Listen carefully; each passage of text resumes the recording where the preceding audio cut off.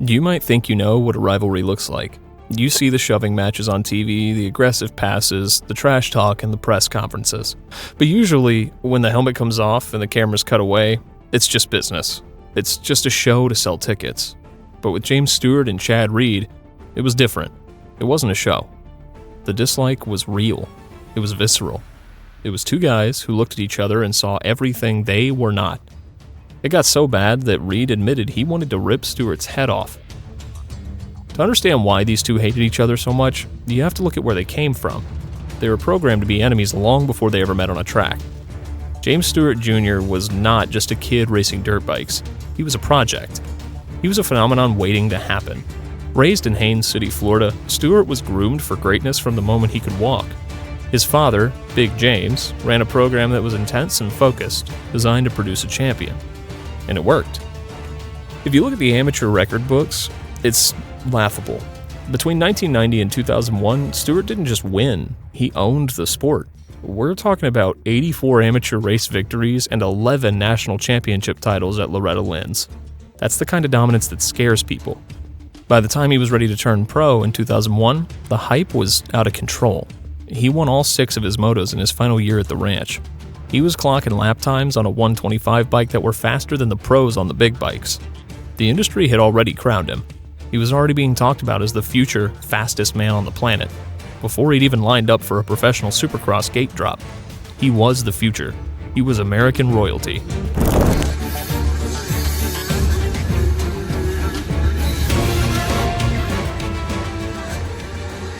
Then, you have Chad Reed. Reed's story is the complete opposite.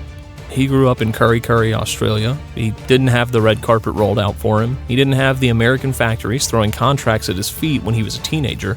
He had to fight for every single inch of ground that he gained. Reed dominated in Australia, winning the 250 Supercross Championship in 1999 and 2000. But he knew that if he wanted to be the best, he couldn't stay home. The standard path for Australians back then was to try to make it in the US, but so many had tried and failed. It was a graveyard for international dreams. So Reed did something crazy. He went to Europe. He signed with Kawasaki to race the World Championships. This wasn't the glitz and glamour of American stadiums. This was grueling, natural terrain motocross. And it was here, in the trenches of the Grand Prix circuit, that Chad Reed forged his steel. Be a tough rider to pass in the main races for Sunday's Nation Cup. The defining moment came at Lierop in the Netherlands. If you know motocross, you know Lierop. It's deep, brutal sand. It eats bikes and riders alive. It's a track where only the locals, the Dutch and the Belgians, are supposed to win. An Australian winning here is unheard of. But Reed did it. He won the GP at Lierop, becoming the first Australian to ever win a World 250 GP. He finished that season second in the world. Think about the difference in their mentalities right there. Stewart grew up being told he was the best, destroying kids at Loretta's, living with the pressure of being the next big thing. Reed grew up having to prove he belonged, flying halfway across the world to race in foreign sand just to get a shot. Stewart expected to win because he was James Stewart. Reed expected to win because he had outworked and outlasted everyone else. The year was 2002. The setting was the 125 class of AMA Supercross. This was the moment everyone had been waiting for, the American Prodigy versus the International Pathfinder. It started at Anaheim 1. The hype around Stewart's debut was deafening. Every camera was pointed at him. When the gate dropped, the nerves kicked in. Stewart started nearly last. Most rookies would panic. They'd rush, make mistakes, and crash. But this was the first time the world got to see what James Stewart could really do. He didn't panic. He got angry. He started slicing through the pack like he was playing a video game. He passed rider after rider, blazing his way up to second place. It was a statement. He didn't win, but he proved that the speed was real. Love a Stewart! The sprinkler's back! That same night, Chad Reed was making his own statement. He was waiting for the East Coast Series to start, so he decided to race the Premier 250 class as a fill-in, a cameo ride. He wasn't supposed to be a threat. He was just a 125 guy dipping his toes in the water, but Reed shocked everyone. He ran up front. He was in second place, challenging for the lead against the biggest names in the sport before he eventually crashed and finished 6th. One night, 2 stars born. But they hadn't really clashed yet. They were in different regions. Stewart was on the West Coast, crashing and winning his way to 2nd in the championship. Reed was on the East Coast, dominating and winning the title. They finally met head-to-head at the season finale in Las Vegas for the East-West Shootout. This was it. The best of the West versus the best of the East. Stewart won. He got out front early and Reed couldn't catch him. For Stewart, this validated everything. He beat the guy everyone was talking about. For Reed, it was a bitter pill. He had the championship, but he lost the battle. Freshman has moved into 6th. The checkers! And the 125 shootout! If Supercross was the introduction, the 2002 Motocross National at Unadilla was the moment the rivalry turned personal. This is where the dislike turned into something darker. Reed, with his GP experience, was considered the favorite outdoors. He knew how to ride rough, natural tracks. He had the fitness, but Stewart was on another level of speed on that KX 125. During the race, Stewart got out to a massive lead. He was checking out, but then he did something that Reed would never forgive. Stewart slowed down. He didn't slow down because he was tired. He didn't slow down because he had a mechanical issue. He slowed down to wait for Reed. He let Reed catch him. He let Reed pass him. And then, as soon as Reed went by, Stewart hammered the throttle. He repassed Reed aggressively and pulled away again to take the win. It was the ultimate sign of disrespect. It was Stewart saying, "I am so much faster than you that I can toy with you." Reed was furious. He later mentioned that this specific moment was the origin of the bad blood. It wasn't just about losing a race anymore, it was about pride. Stewart had humiliated him. From that day forward, Reed carried it with him. Every pass, every block, every risk. You have to look at the cultural context here too. It adds a heavy layer to the tension. In a candid conversation years later, Reed opened up about how he perceived Stewart back then. He admitted that growing up in Australia, he had a massive passion and camaraderie with black culture. He grew up loving it. When he saw Stewart, a black family making waves in a predominantly white sport, he thought it was rad. He wanted to be cool with him. He wanted to be friends. But it was the complete opposite. Reed felt there were undertones in how Stewart's camp viewed him. He heard things that he interpreted as personal, sometimes even racial, which hit a nerve because his own grandfather was black. On the flip side, Stewart was navigating a sport that wasn't always welcoming.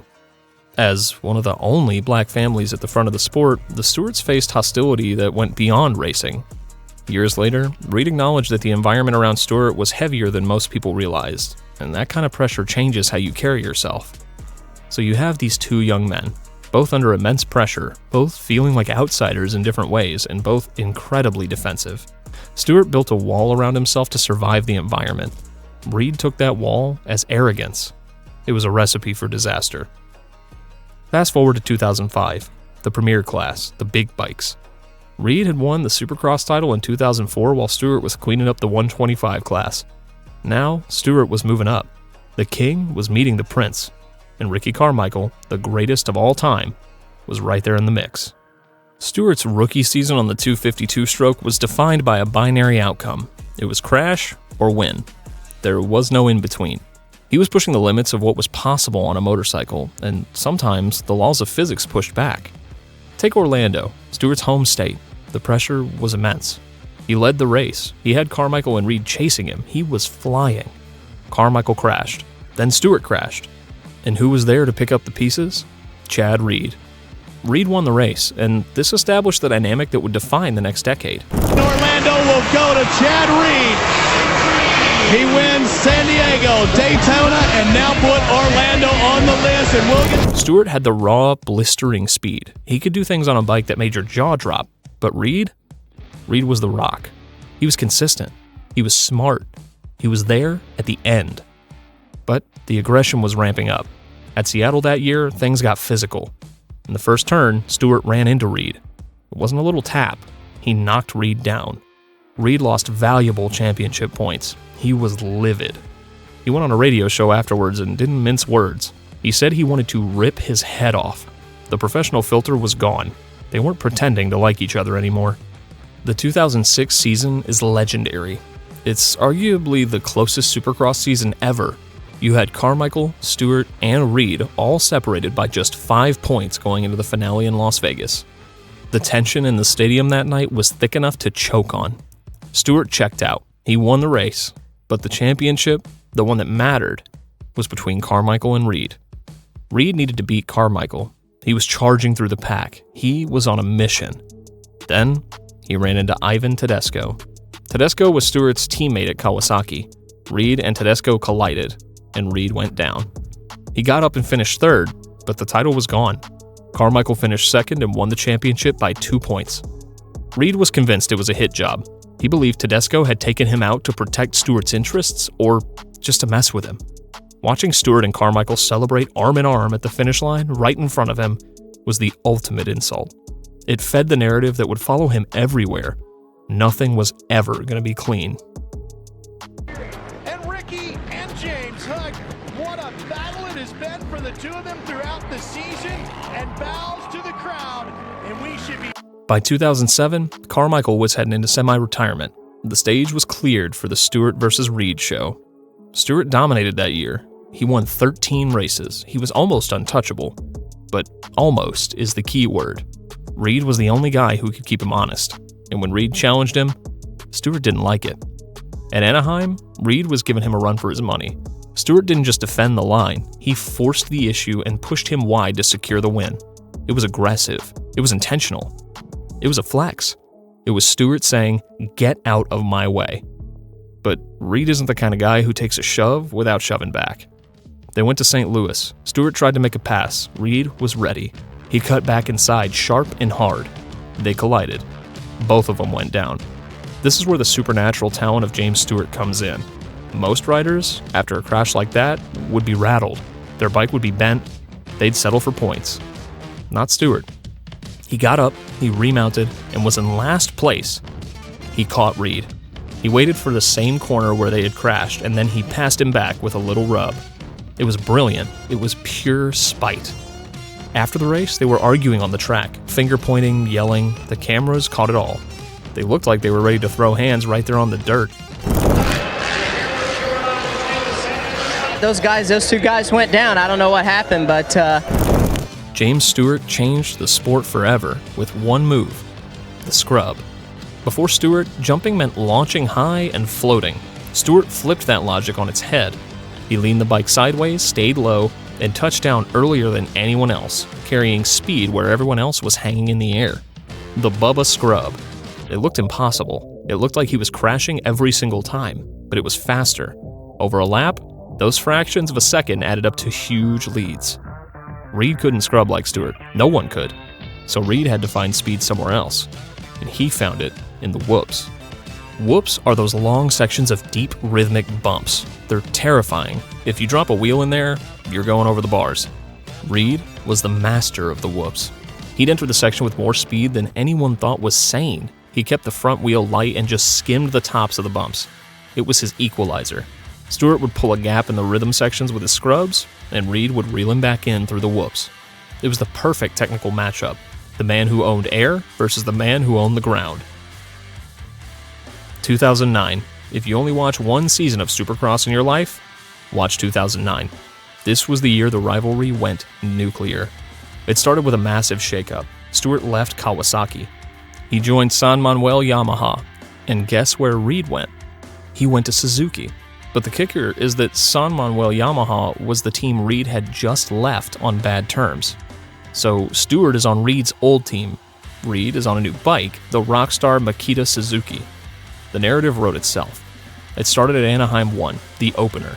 You couldn't script this better. Stewart and Reed ran into each other again. Stewart crashed out. His night was done. Reed recovered and finished third. Right out of the gate, Reed has a massive points lead. Stewart is in a hole. He's got to dig himself out. And he did. Stewart went on a tear. He won 11 races. He was clawing his way back point by point. By the time they got to Jacksonville, the tension was unbearable. Stewart had closed the gap. He was winning, but he was also crashing. It was still that crash or win mentality.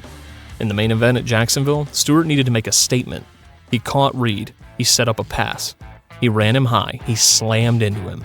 The contact was so hard that it ripped the plastic fork guard completely off Reed's bike. It was a message. I will break your bike to beat you. Stewart won the race. Reed was furious. On the podium, the adrenaline was still pumping. He walked up behind Stewart, grabbed the back of his jersey, and spun him around. He started yelling in Stewart's face. And Stewart? He didn't flinch. He didn't yell back. He just stared at him, stone-faced, unblinking. Later, Reed said Stewart looked through him. Stewart later said he was just staring him in the eyes, waiting for him to flinch so he could knock him out. That image, Reed screaming, Stewart staring, is the defining image of their rivalry. It captured everything, the passion, the anger, the unbreakable focus. Then came Salt Lake City, the second-to-last round. Stewart was leading the championship now thanks to a disaster for Reed in Seattle where he got caught in a first-turn pileup. In Salt Lake, they were battling through traffic. Reed came up to lap a rider. That rider was Kyle Chisholm. Kyle Chisholm was James Stewart's teammate. As Reed tried to go by, Chisholm moved over. He collided with Reed. He ran him high. To anyone watching, it looked like a hit. It looked like Stewart's teammate was trying to take Reed out to help Stewart win the title. The AMA thought so too. They black flagged Chisholm. They disqualified him from the race. After the race, Reed was seething. A reporter asked him about the incident with Chisholm. Reed delivered the most disrespectful line of the year. He looked at the reporter and said, "Kyle Chisholm? Who's that guy?" He refused to even acknowledge his existence. Well, I can tell you this much, the look of frustration is written all over his face. Chad, take us through exactly your thoughts on what took place between you and Kyle Chisholm, which was James Stewart's teammate. Oh, I mean, Chisholm, who's that guy, and I just got out there. I'm so happy for the team. We made some great changes today. We thought it was going to be a lot muddier. It all came down to Las Vegas, the finale. The math was simple, but brutal. Stewart had a 6-point lead. For Reed to win the title, he needed a miracle. He needed to win the race, and he needed Stewart to finish 4th or worse. If Stewart finished right behind Reed, Stewart would win the championship. Reed knew that if he just rode his fastest race and checked out, Stewart would just cruise in second place and take the title. Reed couldn't just beat him. He had to sabotage him. So Reed came up with a plan, a dangerous plan. He decided to play cat and mouse. He got the lead, and then he slowed down. He rode just fast enough to stay in front of Stewart, but slow enough to back the pack up. It was a high-speed chess match. Stewart knew exactly what Reed was doing. He didn't take the bait. He stayed patient. So Reed got desperate. Midway through the race, entering a high-speed sweeping corner, Reed abandoned the racing line. He cut sharply to the inside. He aimed his bike directly at Stewart's front wheel. He wasn't trying to pass him. He was trying to put him on the ground. Stewart, maybe because he'd spent years battling Reed, maybe because he had a sixth sense for danger, checked up. He hit the brakes. Reed slammed into him. He punted Stewart off the track. But because Stewart had checked up, he stayed on 2 wheels. He rode off the track, gathered it up, and re-entered. He settled into a safe position. He let Reed go. Reed won the race, but Stewart finished high enough to win the championship by 4 points. It was the end of the most intense season in history. Reed was unapologetic. He basically said, "I did what he would have done to me." The tears are flowing for the presentation for the FIM medal, Dr. Wolfgang Serb. It gives me great pleasure to hand the gold medal to the new world champion, James Stewart.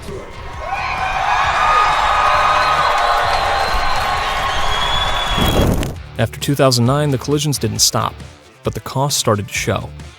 In 2010, they both had a disaster season. In Phoenix, they ran into each other again. Both went down and Reed came away with a broken hand. Both saw their seasons derailed. In 2011, they had more run-ins. Atlanta, last lap, Reed was leading. Stewart made a pass, Reed tried to cut back inside. They collided and both went down, just like old times. But their paths were diverging. Reed did something remarkable. In 2011, he found himself without a factory ride. Instead of retiring, he doubled down. He started his own team, 22 Motorsports. He hired the best mechanics. He bought factory parts. He built a team around himself. And he started winning again. He proved that he wasn't just a rider, he was a businessman. He was an icon. Stewart took a different route. He launched his gear brand, 7MX. He focused on his legacy as an innovator. But then came the fall. In 2014, Stewart tested positive for amphetamines. It was Adderall, which he was prescribed for ADHD, but he hadn't filed the right paperwork.